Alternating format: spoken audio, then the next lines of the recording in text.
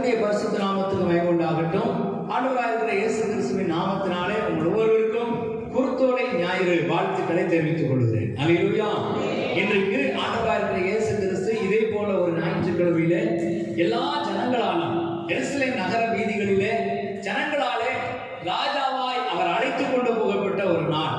இயேசு கிறிஸ்து இது போன்ற ஒரு நாளில், அதான் இன்னைக்கு அப்படின்னு நினைக்க கூடாது, இது போன்ற ஒரு நாளில் ஆண்டவராக இருக்கிற இயேசு கிறிஸ்துவை ஒரு கழுதை குட்டியின் மேலே உட்கார வைத்து அவர் வழியிலே போகும்போது உன்னதத்திலே தேவனுக்கு மகிமை என்று சொன்னார்கள், தாவீதின் குமாரனுக்கு ஓசன்னா என்று பாடினார்கள். இதே ஜனங்கள் தான் இன்றைக்கு இயேசு கிறிஸ்துவை ராஜா என்று சொல்லி போற்றி பாடின இதே ஜனங்கள் தான் இன்னும் 5 நாள்ல இயேசு கிறிஸ்துவை சிலுவையில் அறையும் என்று ஒப்பு கொடுத்தார். அல்லேலூயா. சத்தமா வெளியிலே சொல்லுங்களேன். எப்படி இது நிகழ்ந்தது? இப்ப நான் போட்ட வீடியோ பார்த்தா உங்களுக்கு புரிஞ்சிருக்கும். அந்த இதே ஜனங்கள் தான் இயேசு கிறிஸ்துவை ராஜாவாக கொண்டாடினார்கள். இயேசு கிறிஸ்து எங்களுக்கு தேவனாய் வந்திருக்கிறார், ராஜாவாக வந்திருக்கிறார் என்று கொண்டாடினவர்கள் தான் இதே ஒரு வாரம் கழிச்சு இவனை சிலுவையில் அறையும் என்று கூப்பிட்டார்கள், கூக்குரலிட்டார்கள். அல்லேலூயா. அதே போல ஒரு தேசம் இன்றைக்கு தேசத்தினுடைய நிலை நடந்து கொண்டிருக்கிறது. ஆனாலும் கர்த்தர் நம்மோடு கூட பேசட்டும். அவருடைய வசனத்தை நாம் கைப்பற்றிக் கொண்டு ஆண்டவருடைய நாமத்தை நாம் மகிமைப்படுத்த போகிறோம். இந்த நாளின் செய்திக்கு ஆதாரமாக சகரியாவின் புஸ்தகம் 9ஆம் அதிகாரம் 9ஆம் வசனத்தை நாம் வாசிக்க கேட்போம். சகரியா 9:9. சீயோன் குமாரத்தியே மிகவும் களிகூரு, எருசலேம் குமாரத்தியே கெம்பீரி, இதோ உன் ராஜா உன்னிடத்தில் வருகிறார். அவர் நீதி உள்ளவரும் ரட்சிக்கிறவரும் தாழ்மை உள்ளவரும் கழுதையின் மேலும் கழுதை குட்டியாகிய மரியின் மேலும் ஏறி வருகிறவருமாய் இருக்கிறார். அல்லேலூயா, அல்லேலூயா.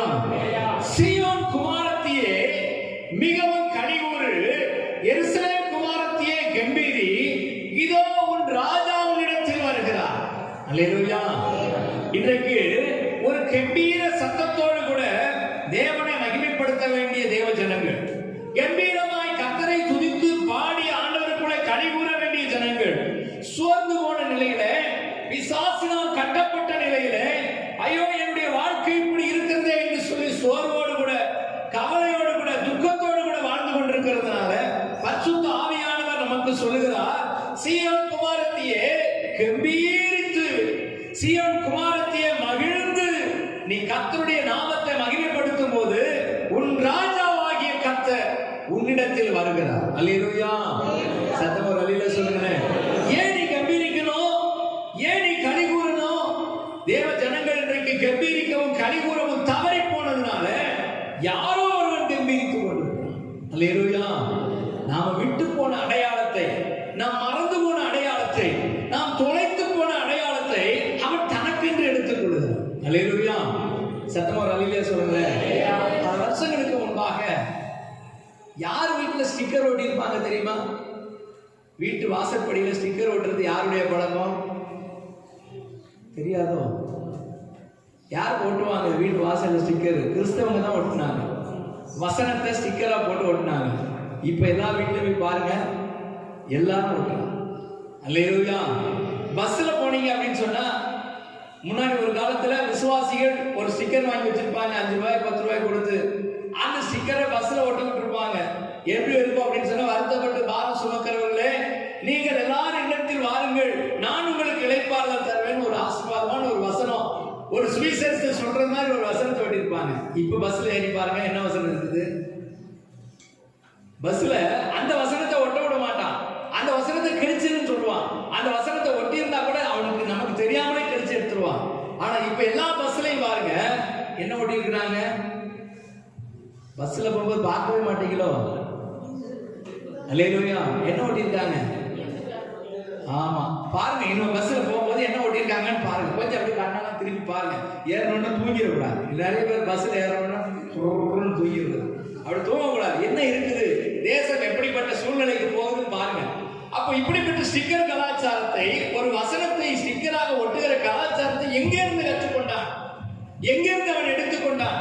நாம் செய்ய தவறிவிட்டோம், நாம் பிரகடனப்படுத்த தவறிவிட்டோம். வசனத்தை உலகம் முழுவதும் பரப்புகிறதற்கு, உலகம் முழுவதும் வசனத்தை கொண்டு போகிறதற்கு நாம் தவறினதுனால அவன் விழித்துக் கொண்டான். அல்லேலூயா. சத்தமா ரலிலே சொல்லுங்க.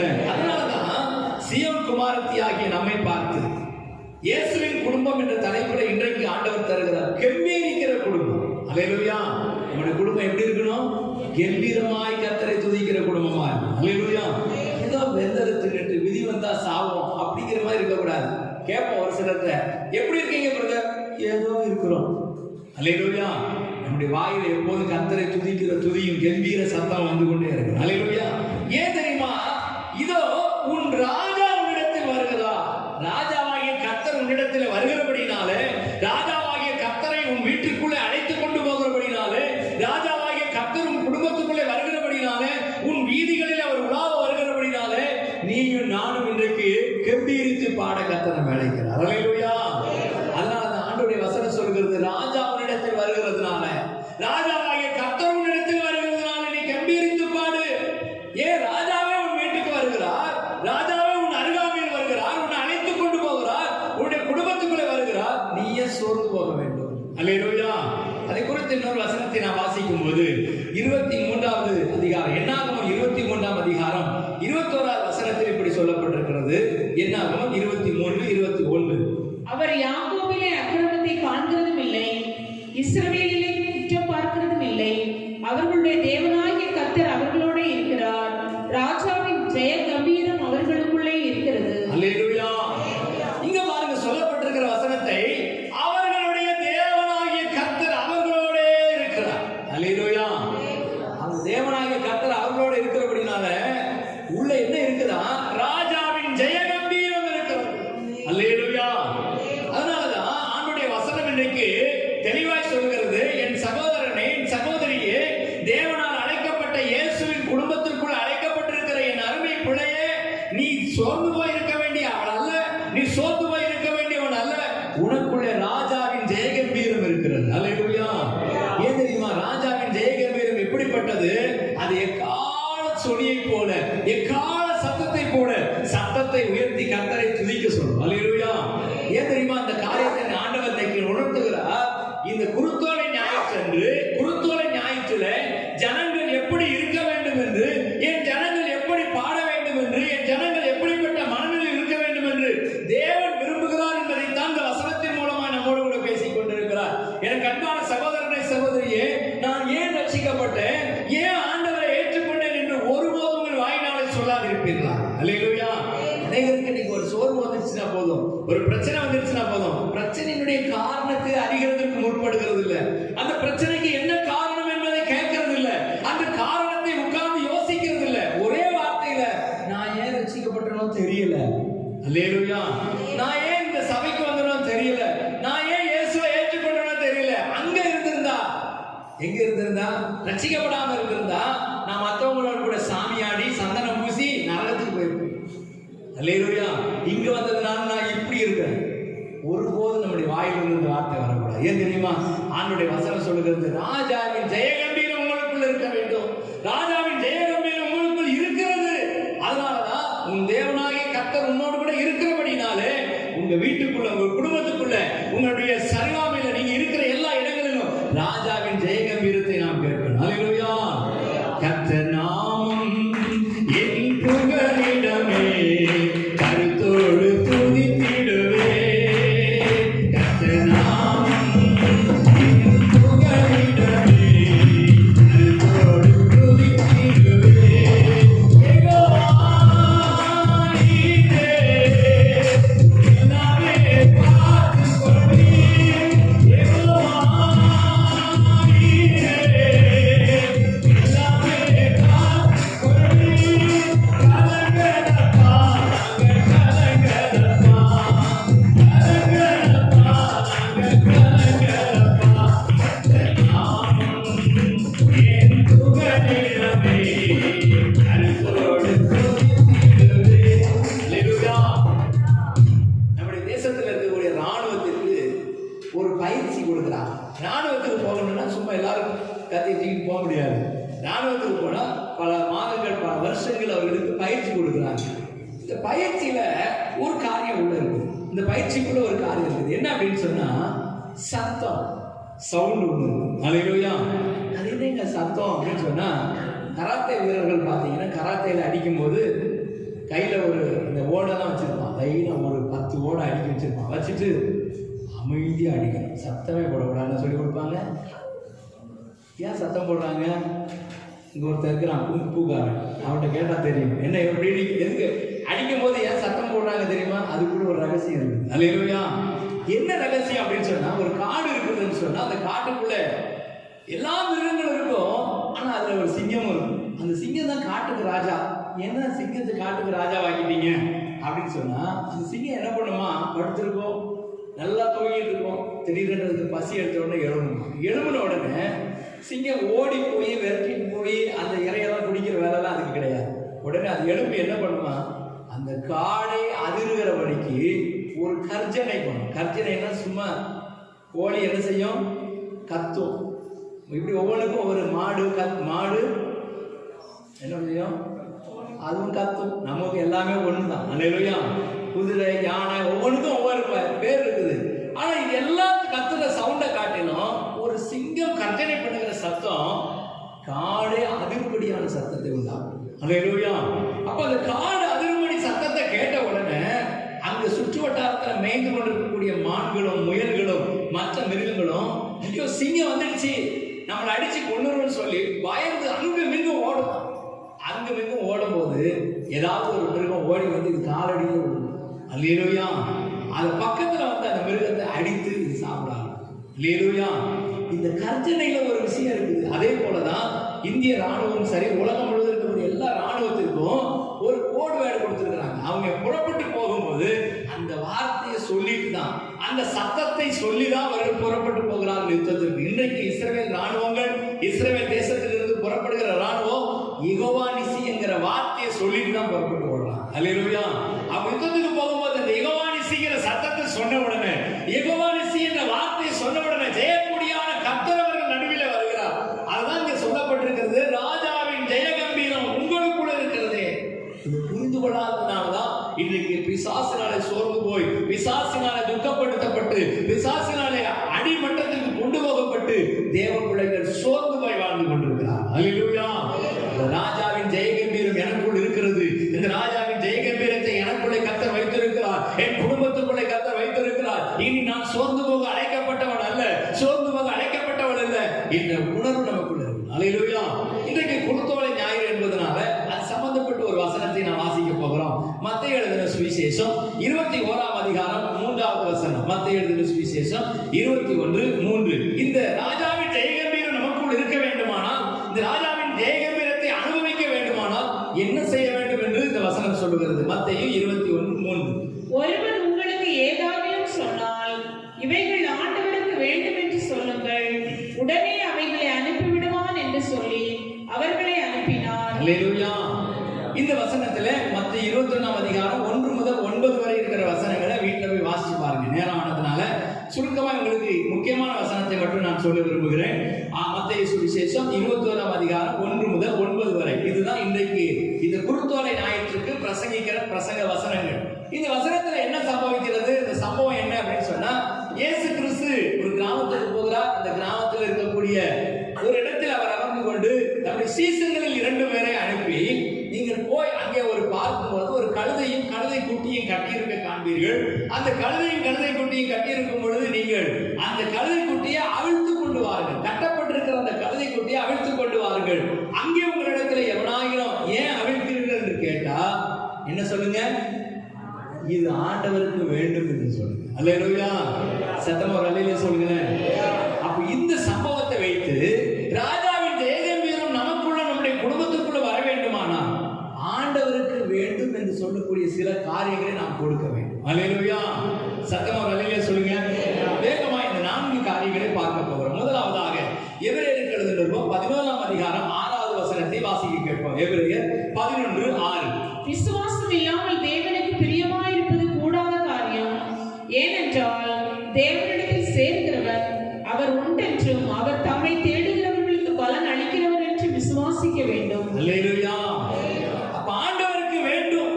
இன்றைக்கு கட்டப்பட்டிருக்கக்கூடிய கழுதை குட்டியை இயேசு கிறிஸ்து அவிழ்த்து கொண்டு வருகிற பொழுது, சீசர்கள் அவிழ்த்து கொண்டு வருகிற பொழுது ஒருவன் உங்களிடத்தில் கேட்டா இது ஆண்டவருக்கு வேண்டும் சொல்லுங்க, அல்லேலூயா.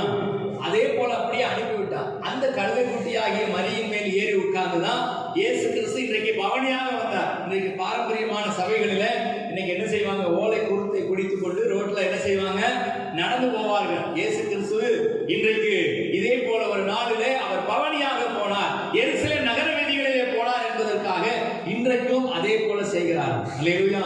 ஆனா நம்முடைய அரசாங்கம் இன்னைக்கு பவனி போறதுக்கு தடை விதிச்சிருக்கு, தெரியுமா?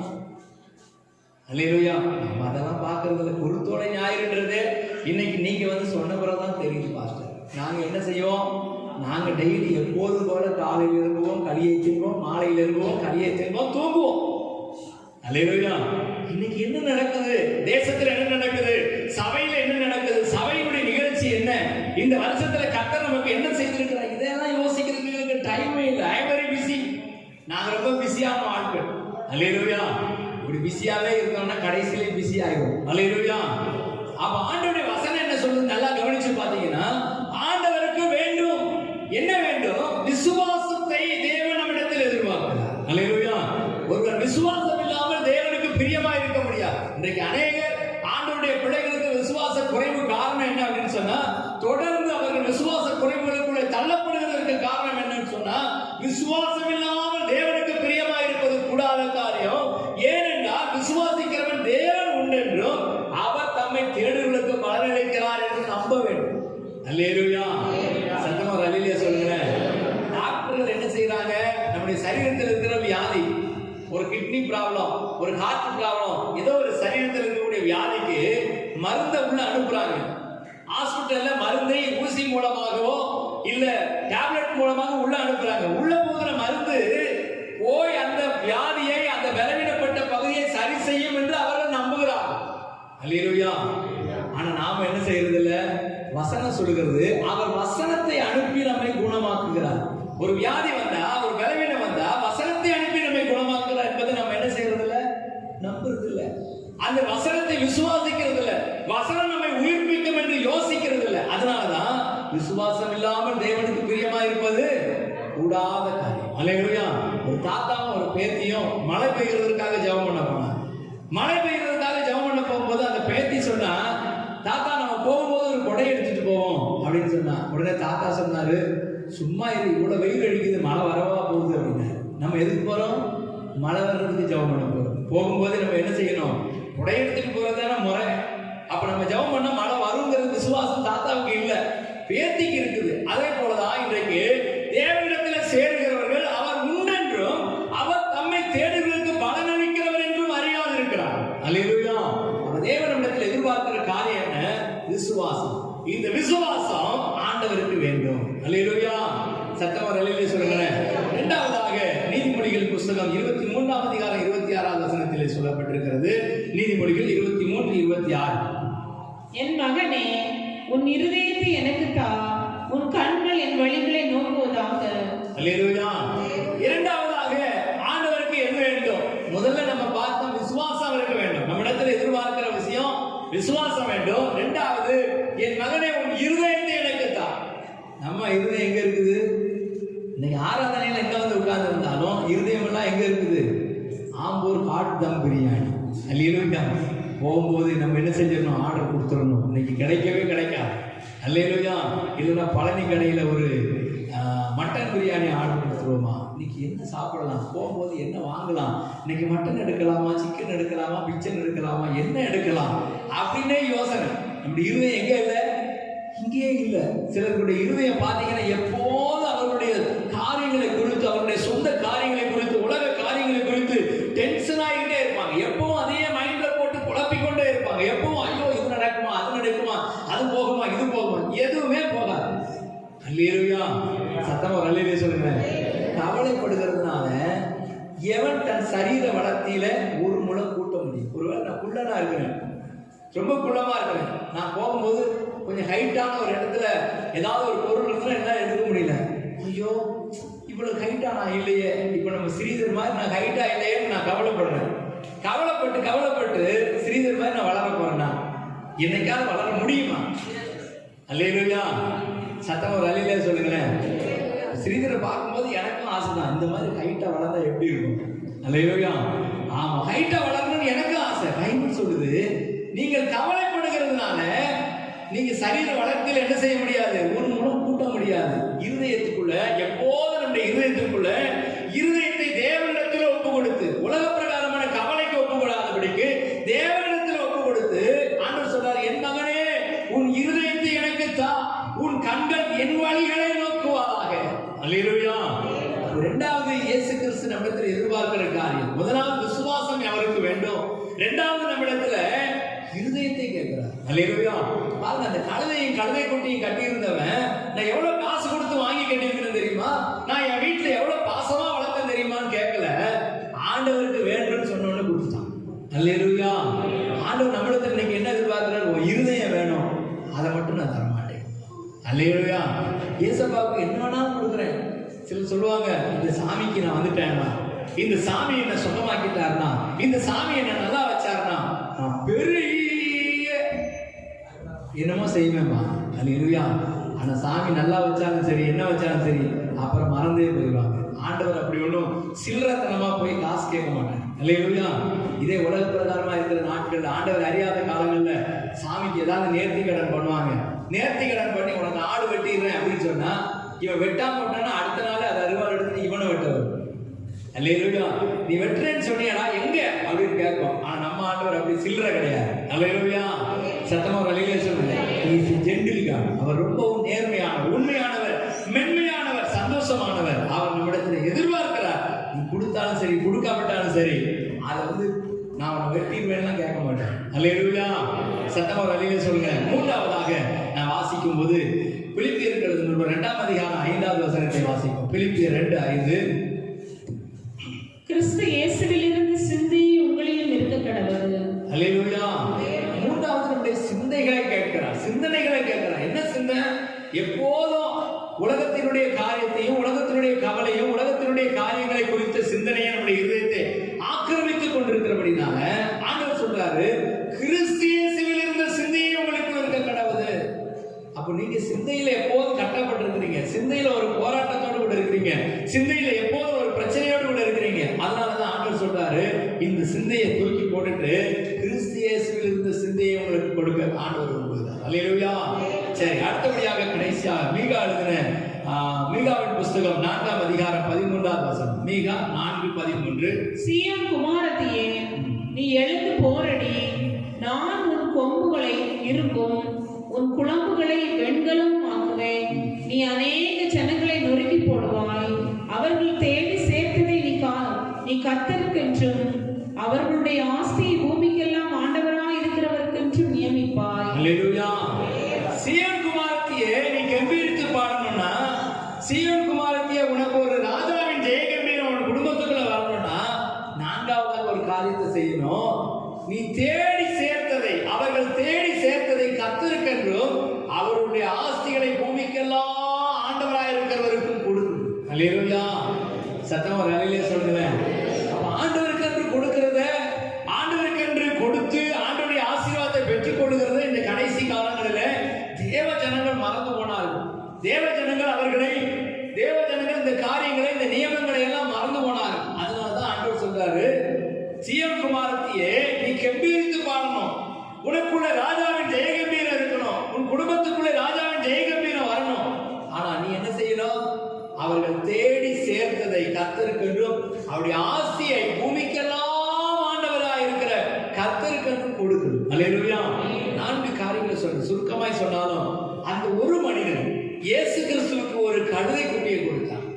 இயேசு கிறிஸ்துவுக்கு அந்த கழுதை குட்டியை கொடுத்ததுனால கழுதைக்கு வேலை வந்துடுச்சு. அல்லேலூயா. என்ன தெரியுமா வேல்யூ? சாதாரணமா கழுதை எல்லாரும் என்ன செய்வாங்க? வாங்க சார் அப்படின்னு கூப்பிடுவாங்களா? என்னைக்காவது கழுதைக்கு ஏதாவது மரியாதை இருக்குதா? எல்லாரும் சொல்லுவாங்க, வீட்டுல கூட அடங்காத பிள்ளைகளுக்கு கழுதை அப்படின்னு சொல்லுவோம். அடங்காத பிள்ளைகளை கழுதைன்னு தான் திட்டுவோம். ஒண்ணுத்துக்கும் உதவாதவன கழுதைன்னு தான் சொல்லுவோம். கழுதை மாதிரி சுத்திட்டு வரான் பாரு, கழுதை மாதிரி இருக்கிறான் பாரு, கழுதைன்னு சொல்லி அதை அவமானப்படுத்தப்படுகிற ஒரு பெயர். ஆனா அந்த கழுதைக்கு மேல இயேசு கிறிஸ்து ஏறின உடனே கழுதைக்கு கிரேடு வந்துருச்சு. என்ன கிரேடு வந்துருச்சு தெரியுமா? கழுதை நடந்து போகிற வழியெல்லாம் என்ன செய்தாங்கன்னா, ஜனங்கள் எல்லாரும் தங்கள் வஸ்திரங்களை எடுத்து வழியில விரித்தார்கள். ஏன்னா இந்த கழுதைக்கு காலில் என்ன செய்யக்கூடாது? வலிக்க கூடாது. அல்லேலூயா.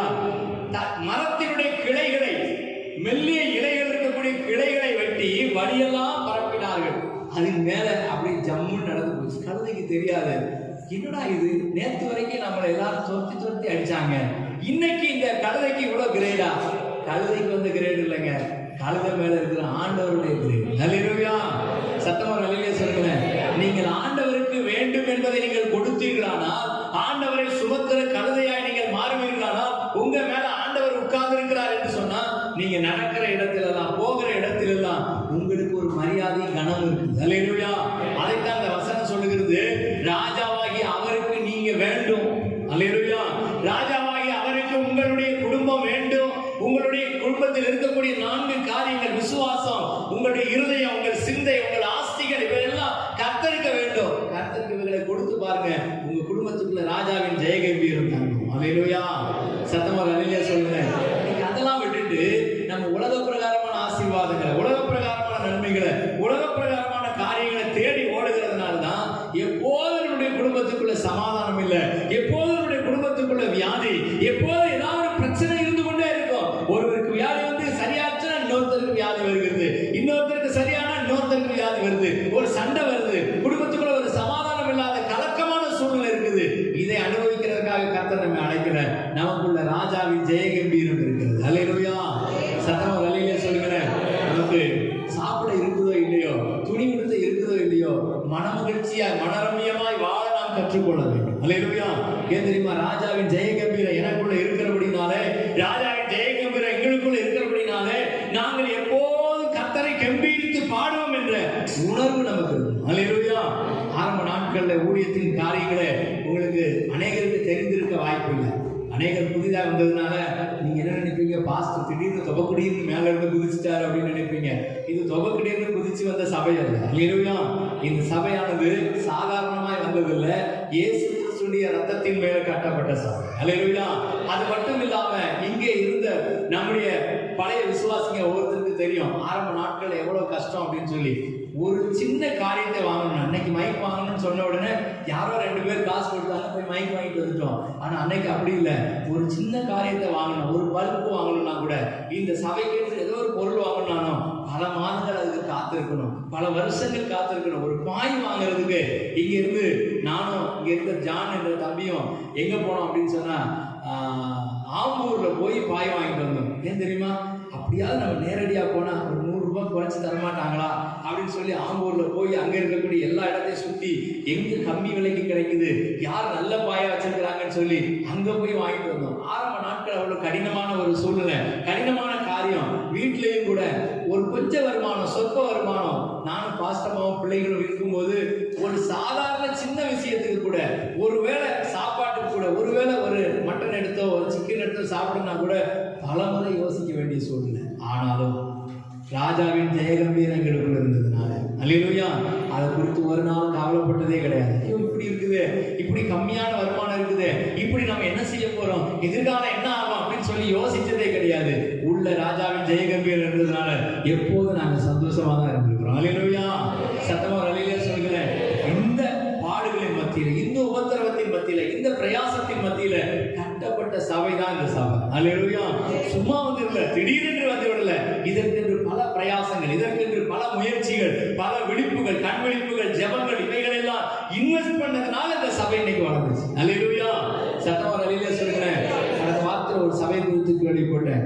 ஒரு சபைக்கு ஒரு சகோதரருக்கு ஒரு நண்பரை கொடுத்து அந்த நம்பர்ல இருக்கிறவங்களை போய் பாருங்க அப்படின்னு சொல்லும்போது, அந்த சபை குறித்து கேள்விப்படும்போது சொல்றாங்க, கொரோனாவுக்கு முன்னாடி சபையில 80 பேர் வந்துட்டு இருந்தாங்க, 70 பேர் வந்துட்டு இருந்தாங்க, 80-70 பேர் வந்துட்டு இருந்தாங்க பாஸ்டர். இப்போ கொரோனாவுக்கு பின்னாடி 15 பேர் வராங்க பாஸ்டர். அல்லேலூயா. சத்தமா அல்லேலூயா சொல்லுங்களேன். ஆனா நான் சொல்லுகிறேன், கொரோனாவுக்கு முன்னாடி நம்ம சபையில ஒரு ஆராதனை நடந்துச்சு. இப்போ கொரோனாவுக்கு பின்னாடி நம்ம சபையில எத்தனை ஆராதனை நடக்குது? 2 ஆராதனை நடக்குது. அல்லேலூயா. கொரோனாவுக்கு முன்னாடி வந்தவர்களை காட்டிலும் கொரோனாவுக்கு பின்னால் அதிகமான ஜனங்களை கர்த்தர் கொண்டு வந்திருக்கிறார். இதுக்கு காரணம் என்ன தெரியுமா? ஐயோ எனக்கு ஒண்ணுமே இல்லை, ஐயோ இது நடக்காது, இது போகாது, இது செய்யாதுன்னு சொல்லிட்டு இருக்கல.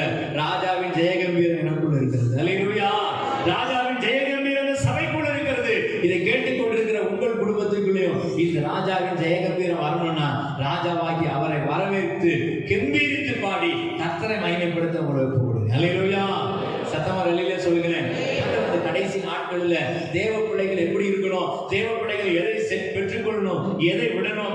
விரும்புகிறாரோ அதை நாம் பெற்றுக்கொள்ளவும் விடவும் நம்ம தேவ சமூகத்தில் ஒப்பு கொடுப்போம். ஏன் இந்த கடைசி நாட்கள் இப்படிப்பட்ட காரியங்களை கருத்து சொல்லுகிறாருன்னு சொன்னா, உலகம் அப்படிதான் இருக்கும், உலக மனிதர்கள் அப்படிதான் வாழ்வாங்க, உலக மனிதர்கள் இப்படிதான் நடந்து கொள்வாங்க. ஆனா நீங்கள் நானும் ராஜாவாகிய கர்த்தரை துதிக்கிறதற்கு என்று அழைக்கப்பட்டிருக்கிறோம். அல்லேலூயா. சீயோன் குமாரத்தியே கெம்பீரித்து பாடு. செப்பனியாவின் புஸ்தகம் 3ஆம் அதிகாரம் 14வது வசனத்திலே வாசிக்கிறோம். வாசிங்க. செப்பனியா 3:14. சீயோன் குமாரத்தியை கெம்பீரித்து பாடு. இஸ்ரவேலரே ஆர்ப்பரியுங்கள். எருசலேம் குமாரத்தியை நீ முழு இருதயத்தோடும் மகிழ்ந்து களிகூரு. அல்லேலூயா.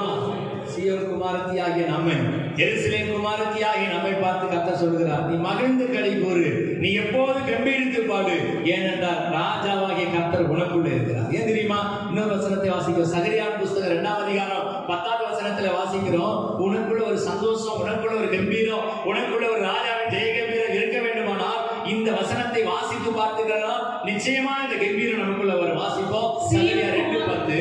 சீயோன் குமாரத்தியே கெம்பீரித்து பாடு. கெம்பீரித்து பாடு. இதோ நான் வந்து உன் நடுவில் வாசம் பண்ணுவேன் என்று கர்த்தர் சொல்கிறார். அல்லேலூயா. சீயோன் குமாரத்தியே நீ கெம்பீரித்து பாடு, நான் வந்து உன் நடுவிலே வாசம் பண்ணுவேன். அல்லேலூயா. குருத்தோலை ஞாயிறுக்குரிய அர்த்தம் என்ன? குருத்தோலை ஞாயிறு கொண்டாடுகிறதுடைய சாராம்சம் என்ன அப்படின்னு சொன்னா, நாம் கெம்பீரித்து பாட அழைக்கப்பட்டிருக்கிறோம். அல்லேலூயா. ராஜாவாகிய கர்த்தர், ராஜாவாகிய தேவன் நம் அருகிலே வருகிறார், நம் நடுவிலே வருகிறார், நம்ம வீட்டுக்குள்ளே வருகிறார், அவர் நமக்குள்ளே இருக்கிறார். எனவே ராஜாவின் ஜெயகம்பீரம் எனக்குள் இருக்கிறது என்ற விசுவாசத்தோடு கூட கர்த்தரை தொழுது கொள்ள கர்த்தர் அழைக்கிறார். அல்லேலூயா. சும்மா சோர்ந்து போயிருந்துட்டு ஏதோ இருக்கிறோம், ஏதோ அப்படி இருக்கிறோம் இல்ல, நமக்குள்ள ராஜாவின் ஜெயகம்பீரம் இருக்கிறது. அல்லேலூயா. பக்கத்துல இருக்கிறவங்கள பார்த்து கை கொடுத்து சொல்லுங்களேன், ராஜாவின் ஜெயகம்பீரம் உங்களுக்குள்ள இருக்கிறது, ராஜாவின் ஜெயகம்பீரம் உங்களுக்குள்ள இருக்கிறது. இனிமே சோர்ந்து போகக்கூடாது, இனிமே டயர்டா இருக்கக்கூடாது, சோர்வா இருக்கக்கூடாது, தைரியமா இருங்க. கை கொடுத்து சொல்லுங்க, இன்னொரு கை கொடுக்கல, தைரியமா இருங்க, ராஜா உங்களுக்குள்ள இருக்கிறார். அல்லேலூயா. சத்தமா அல்லேலூயா சொல்லுங்க. அல்லேலூயா. அல்லேலூயா. இயேசு ராஜா முன்னே செல்கிறார், ஹோசன்னா கீதம் பாடுவோம். இயேசு ராஜா முன்னே செல்கிறார், ஹோசன்னா கீதம் பாடுவோம். வேகம் சென்றிடுவோம். ஹோசன்னா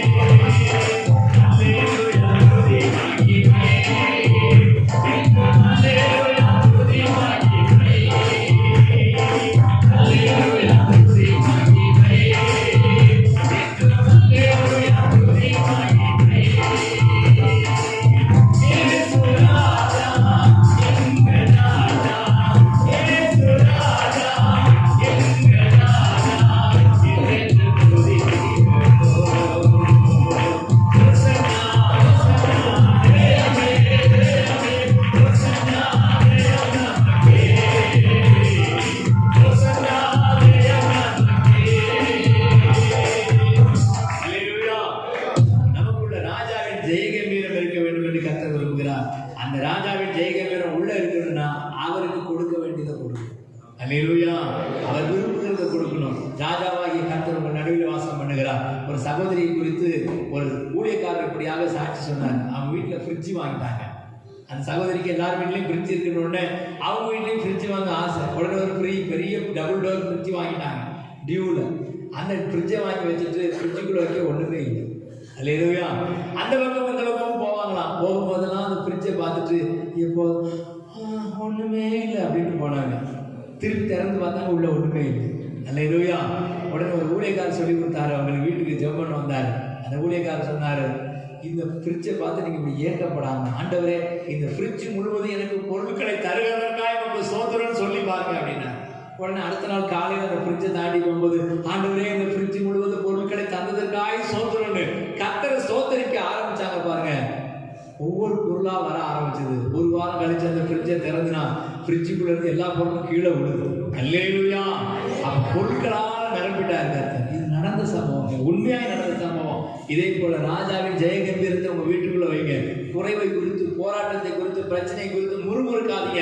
ஒருத்தர் கடிச்சு பட்சிக்கிறவர்களா இருக்காதீங்க. இதுக்கு நீதான் காரணம், இதுக்கு நீதான் காரணம். சில குடும்பத்துல பாத்தீங்கன்னா கொஞ்சம் பண பிரச்சனை வந்தா போதும், ஒரு பண பிரச்சனை, சின்ன ஒரு பிரச்சனை வந்தா போதும், ஐயோ ஒருத்தரை பார்க்க முடியாது, இன்னொருத்தரை பார்க்க முடியாது, என்ன அவங்கள பார்த்தாலே எனக்கு பிடிக்க மாட்டேங்குது, ஒருத்தர் கடிச்சு பட்சிக்கிறாங்க. ஏன் தெரியுமா?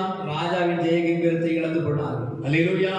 உங்களுக்குள்ள ராஜாவின் ஜெய கம்பீரம் இருந்ததுன்னா இன்றைக்கு நம்ம ஒரு முடிவோடு கூட போகிறோம். நம்ம இந்த ஆட்சியாளர்கள், இந்த அரசியல்வாதிங்க, இவங்களெல்லாம் பார்த்து நம்ம சோர்ந்து போகக்கூடாது. நம்ம ராஜா யாருதான்? இயேசு ராஜா. அல்லேலூயா. நம்ம கொடி எதுதான்? சிலுவை கொடி. அல்லேலூயா. நம்ம கோஷம் எதுதான்? அல்லேலூயா தான் நம்முடைய கோஷம். அல்லேலூயா. அப்ப எங்க போனாலும் நம்முடைய மனசுல இருக்கணும், யார் ஆட்சி செஞ்சாலும், யார் வந்தாலும், யாருக்கு எலெக்ஷன்ல நின்னாலும், நிக்காம போனாலும் அதை பத்தி எல்லாம் கவலைப்படாதீங்க. நம்ம ராஜா யாரு? இயேசு ராஜா. நம்ம கொடி எது? சிலுவை கொடி. நம்ம கோஷம் என்ன? அல்லேலூயா தான் நம்முடைய கோஷம். அல்லேலூயா. அப்படி நம்மளங்கால் படிக்கிறோம். நம்ம ஜெபிக்க போகிறோம். கர்த்தருடைய ஆவியானவர் இன்றைக்கு கூட இந்த ஜெய கம்பீரத்தோடு கூட, இந்த கம்பீரத்தோடு கூட புறப்படுகிற குடும்பமாய் இந்த இடத்துல நீங்க புறப்பட்டு போறீங்க. உங்க குடும்பத்துக்குள்ள ராஜாவின் ஜெய கம்பீரம் இருக்கிறது. ராஜாவின் ஜெய கம்பீரத்தை நீங்கள் மறந்து போனதுனால, நீங்கள் அந்த ஜெய கம்பீரத்தை பெற்றுக் கொள்வதற்கு நீங்கள் தேவனுக்கு முக்கியத்துவம் கொடுக்காம விட்டு போனதுனால உங்களுக்குள்ள பிசாசு சோர்வை கொண்டு வந்துட்டான், உங்களுக்குள்ள பிசாசு அவிசுவாசத்தை கொண்டு வந்துட்டான், உங்களுக்குள்ள வியாதியை கொண்டு வந்தான், உங்களுக்குள்ள பலவீனத்தை கொண்டு வந்தான். இன்றைக்கு நீங்க பிசாசை பார்த்து சொல்ல போறீங்க, பிசாசு, ராஜாவின் ஜெய கம்பீரம் எனக்குள்ள இருக்கிறதுனால, ராஜாவின் ஜெய கம்பீரத்தை நான் பெற்றுக்கொண்டதுனால இன்றைக்கு கர்த்தரை கம்பீரமாய் பாட போகிறேன், கர்த்தரை கம்பீரமாய் துதிக்க போகிறேன், ஆர்ப்பரித்து அவரை மகிழ போகிறேன். இன்றைக்கு ஆவியானவர் உங்களுக்கு தந்திருக்கிற இந்த நல்ல வாய்ப்பை பயன்படுத்தி, இந்த நல்ல வாய்ப்பு ஆண்டவரே, இன்றைக்கு ராஜாவின் ஜெய கம்பீரத்தை நான் அறிந்து கொண்டிருக்கிறேன். ஆண்டவரே, இன்றைக்கு எனக்குள்ள ராஜாவின் ஜெய கம்பீரம் இருக்கிறது. இங்கு சோர்வு வந்தாலும், பலவீனம் வந்தாலும், போராட்டம் வந்தாலும், சண்டை வந்தாலும், எந்த விதமான பிரச்சனை வந்தாலும் நான் முழுமுழுக்க மாட்டேன். ஆண்டவரே, நான் கர்த்தரை துதிக்க, கர்த்தரை ஆராதிக்க, ராஜாவின் ஜெய கம்பீரத்தை பெற்ற ஒரு குடும்பத்தை மாற்ற போகிறேன். ஆண்டவரே சொல்லுங்க. ஆண்டவரே, குடும்பமாய் கர்த்தருடைய சமூகத்தில் கம்பீரித்து பாடுகிற அனுபவம், கர்த்தருடைய சமூகத்தில் வந்து கர்த்தரை மகிமைப்படுத்துகிற அனுபவம் எவ்வளவு ஒரு மேலான பாக்கியம் தெரியுமா? இன்னைக்கு அநேக குடும்பங்களுக்குள்ள ஏற்படுற போராட்டம், கர்த்தரை துதிக்கிறதுக்கு வர்றதில்லை, கர்த்தரை கம்பீரமாய் பாட வர்றதில்லை, கர்த்தரை துதிக்கிறது அவர்கள் வேலையா நினைக்கிறாங்க. அது ஒரு அனுபவங்க, அது ஒரு வேலை இல்லை. ஐயோ இந்த வேலையை செய்யறேன்னா பாஸ்ட் கேட்பாரு, பாஸ்டமா கேட்பாங்கன்னு சொல்லி வராதீங்க. ராஜாவை துதிக்க வருகிறோம், ராஜாவை கம்பீரமாய் பாட வருகிறோம் என்ற உணர்வோடு கூட தேவ சமூகத்தில் வந்தீங்கன்னா அதுதான் ஒரு மேலான பாக்கியம். அவர் உங்களிடத்தில் என்ன கேட்கிறார் என்பதை யோசிச்சு பாருங்க. ஆண்டவருக்கு இது வேண்டும் என்று அன்றைக்கு கழுதைக்குட்டியை கொடுத்த உடனே கழுதைக்கே கிரேட் வந்துருச்சு. நீங்க இன்னைக்கு ஆண்டவருக்கு எதை கொடுக்க போறீங்க? ஆண்டவருக்கு நீங்க எதை கொடுக்க போறீங்க? கர்த்தருடைய சமூகத்தில் ஒப்பு கொடுப்போமா? ஆவியானவரை உடைய கரத்தில் ஒப்பு கொடுக்கிறோம் அப்பா. இன்றைக்கு தங்களை அர்ப்பணித்திருக்கிற ஒவ்வொருவர் மேலும், இன்றைக்கு தங்களை அர்ப்பணித்திருக்கிற ஒவ்வொரு குடும்பத்தின் மேலும் தேவனுடைய ஆளுகை உண்டாவதாக, தேவனுடைய பிரசன்னம் இறங்கி வருவதாக, தேவ மகிமை அவர்களை சூழ்ந்து கொள்வதாக. ராஜாவின் ஜெய கம்பீரம் அவர்களுக்குள் இருக்கிறது, ராஜாவின் ஜெய கம்பீரம் எங்களுக்குள் இருக்கிறது என்று விசுவாசத்தோடு புறப்பட்டு போக கர்த்தருடைய பிள்ளைகள் கிருபை தர வேண்டுமா ஜெபிக்கிறோம். ஒவ்வொருவரையும் ஆசீர்வதிங்க. இயேசு கிறிஸ்துவின் உன்னதமான நாமத்தில் வேண்டி ஜெபிக்கிறோம் எங்கள் ஜீவனுடைய நல்ல பிதாவே. ஆமென். அல்லேலூயா. நீங்கள் தொடர்பு கொள்ள வேண்டிய எங்கள் முகவரி: இயேசு நம்மோடு சபை, எண் 54/1, இந்திரா நகர், தென்கனி கோட்டை. தொலைபேசி எண்கள் 9865152111,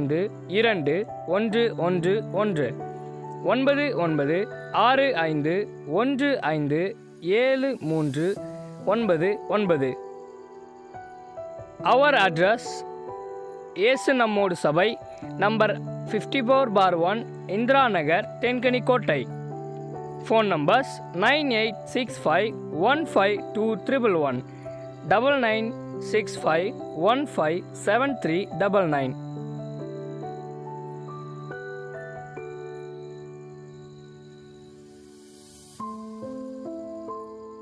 இயேசு கிறிஸ்து உங்களை ஆசீர்வதிப்பாராக. ஆமென்.